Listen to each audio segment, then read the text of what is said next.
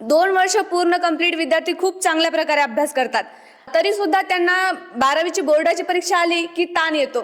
तर या उरलेल्या वेळेमध्ये विद्यार्थ्यांनी अभ्यासाचे नियोजन कशा प्रकारे करायला पाहिजे आणि दररोज किती वेळ अभ्यास केला पाहिजे, आपल्याला काय वाटतं? आता बघा, साधारणतः 12वी विज्ञान परीक्षेची तयारी करणारे जे विद्यार्थी आहेत, फेब्रुवारीच्या महिन्यामध्ये साधारणतः 10 तारखेपासून त्यांची बोर्डाची परीक्षा सुरू होणार आहे. आणि आता इथून जर पाहिलं आपण तर त्यांच्याकडं आज साधारणतः 40 ते 45 दिवस बोर्डाचे आहेत.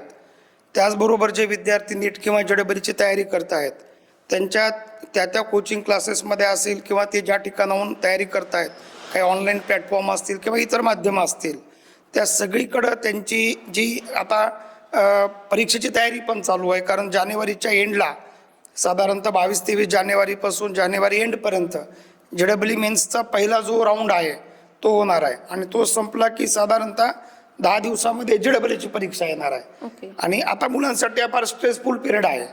तर ह्याच्यामध्ये विद्यार्थ्यांनी त्यांच्या वेळेचं नियोजन करणं अपेक्षित आहे. किती तास अभ्यास करावा, तर आता ह्याच्यामध्ये फार सोपं आहे की जितका वेळ शक्य आहे साधारणतः 12-13 तास विद्यार्थ्यांनी नॉर्मली अभ्यास करणं गरजेचं आहे.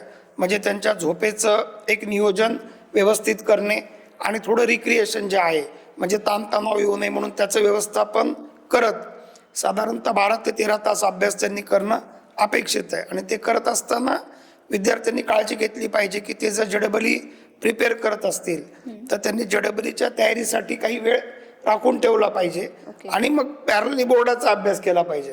कारण सगळ्या आता विद्यार्थ्यांना माहीत आहे की JEE मध्ये तुम्हाला जर पुढं जोसा काउन्सिलिंगला जायचं असेल, म्हणजे NIT असतील, IIIT असतील किंवा IIT असतील, तर त्याच्या प्रवेशासाठी बोर्डाच्या 75%ची अट पण आहे. आणि म्हणून बोर्ड आता खूप अत्यंत महत्त्वाचं, बोर्डाचे मार्क खूप महत्त्वाचे आहेत. त्याच्यामुळे विद्यार्थ्यांनी तो सुवर्णमध्ये साधणं गरजेचं आहे. ओके, नक्कीच सर.